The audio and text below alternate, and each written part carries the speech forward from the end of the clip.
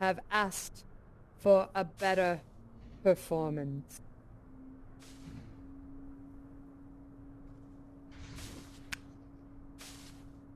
My name is Amelia Earhart. I was born in Atchison, Kansas, on July 24th, 1897. I saw my first plane at the State Fair.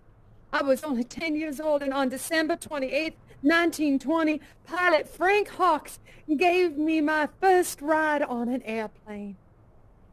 A month later, I was taking flying lessons. My first plane was a bright yellow Kinner Aster that I called the Canary.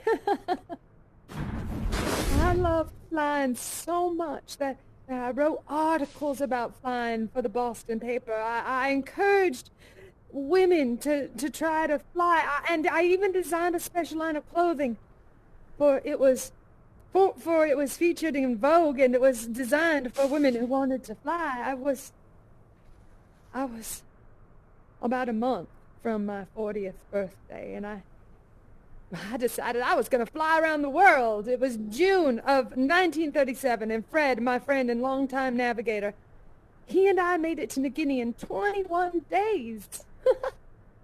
Next, we left New Guinea for Howland Island. Now, Howland Island is a tiny island in the middle of the Pacific Ocean, so small it looks like a postage stamp. It was July 2nd, 1937.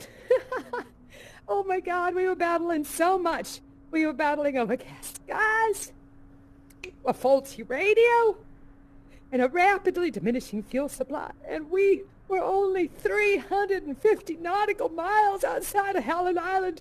And the clouds, they started closing in, and it was crushing in on us. And it was so cold, I couldn't even see my hands in front of my face. It kept getting darker and darker and darker, and in this distance, I heard this voice saying, "You've played the play. You've acted your part perfectly. I couldn't have asked for a better performance. Bravo." Well, after that, I remember dreaming of the trip in this sort of endless cycle. Eventually, I would have these moments of lucidity where I was talking to this strange man with a cold face and a dark suit, and he'd ask me about air and how it navigated, how to anticipate it, how to understand it, these long philosophical conversations about the nature of the universe and decay. And eventually, the dreaming loops slowed down and then stopped as my act was retired, and that was a long time ago. A very long time ago. I now understand that was just one of the MC's acts, one of many that came after me.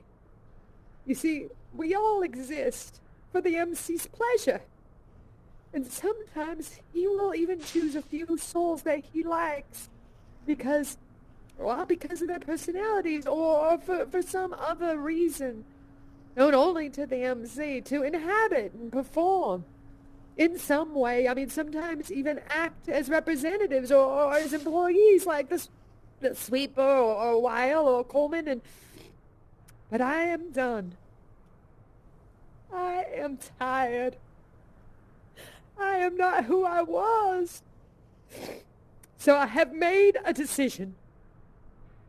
It is time for me to stop existing for the MC and to do what I should have done long ago. You see, the most difficult thing is the decision to act.